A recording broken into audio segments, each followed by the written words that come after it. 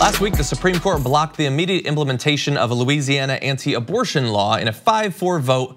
So maybe don't get your hopes up about the future of reproductive rights under this new Trump-affected Supreme Court. Joining us now to help break down what things might look like in the next year or two, Jenny Wetter, Director of Public Policy at the Population Institute. Jenny, welcome to the Damage Report. Hi, thanks for having me. Very glad to have you here. So let's start with that vote just last week. It was 5-4 with the Chief Justice joining liberals to stop that law from going into effect. But Kavanaugh, for instance, wrote a dissent implying that the assurances we were given during his nomination hearing about his commitment to continuing Roe v. Wade might be coming up a bit short in practice. What are your thoughts about this? Absolutely. So this is definitely good news in the short term. So thinking that the clinics in Louisiana are still open, and that's great. The concern is that 2 years ago in 2016 in Whole Woman's Health versus Hellerstedt, a very similar trap law was blocked by the Supreme Court. And Brett Kavanaugh showed that he was willing to overturn a decision that was only 2 years old. The good news is that for now, at least, Justice Roberts was willing to block that from happening. But that I don't think that gives us a lot of say into what will happen when the Supreme Court decides to hear this case next year, probably. Well, and we, at the time when we were reporting on this last week, we went back to a portion of Senator Susan Collins's remarks about Kavanaugh. So she did the big speech explaining why she felt okay in voting for him. And she spoke very specifically and very hyperbolically about his commitment to respecting precedent in the Supreme Court. How much hope do you have that he won't just abruptly throw the entire thing in the trash bin in the future? I mean, none. I think that this decision made it very clear that he is not going to respect the precedent when it comes to Roe. He also was pretty clear when he was talking about precedent that he did not mention Whole Woman's Health. So, you know, it seems pretty clear that he is not going to support this decision in the future. And I think this gives real pause when you think about going forward, thinking about Roe. Not just that he might overturn Roe itself, but that it could be a death by 1,000 cuts by continuing to approve all of these restrictions that are in place until women just have nowhere to turn.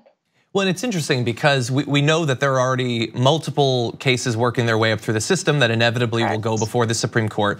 So whether he is thinking about this in terms of, yes, I'm going to do death by 1,000 cuts, the movement on his side certainly seems to support that. What do you think about the likelihood that the Chief Justice, in the same way that he joined the liberals in this case, do you have much faith that in the next 1 or 5 or 15 challenges of this sort over the next few years that he will do that?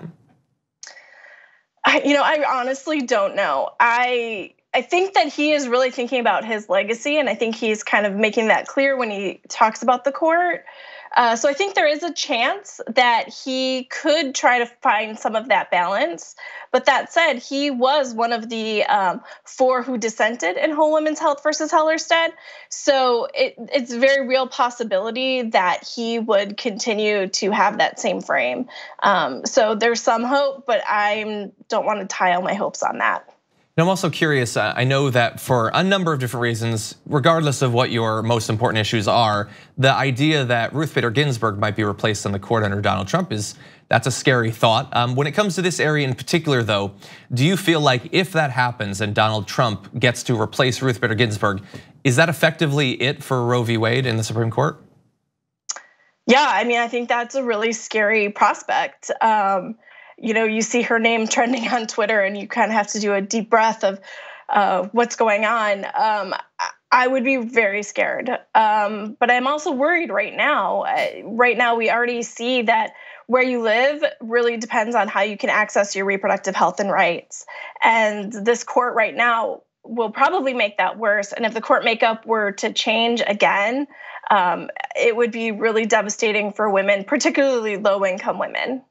So for people who might be watching the show who live in various states scattered across the country and as you sort of implied there are engaging at these state level battles over many of these rights, some in context of states where there's effectively no access to these sorts of freedoms, or there's one clinic somewhere.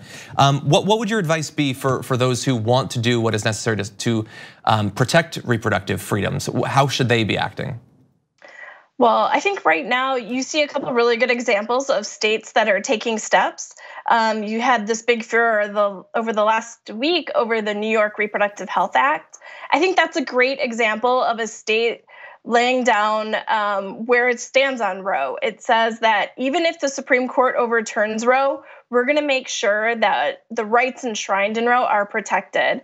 So they made sure that their state law was at the minimum of where Roe's at, where it wasn't before.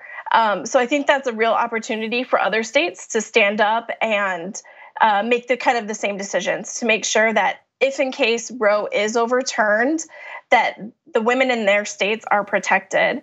And I think that it's also super important to find out what reproductive health access looks like in your state. I think a lot of people aren't necessarily aware if they're not in a state, particularly where you hear a lot about, like Texas or something.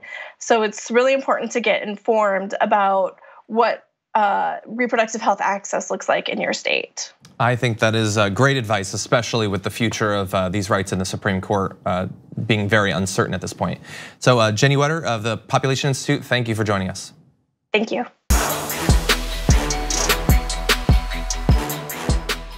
Thank you very much for watching this clip from the Damage Report. If you liked it, don't forget to subscribe to this channel and ring the bell on YouTube to get notifications of our new videos. And of course, you can catch the full Damage Report live every weekday at 1 p.m. Eastern, 10 a.m. Pacific on TYT Network on YouTube TV.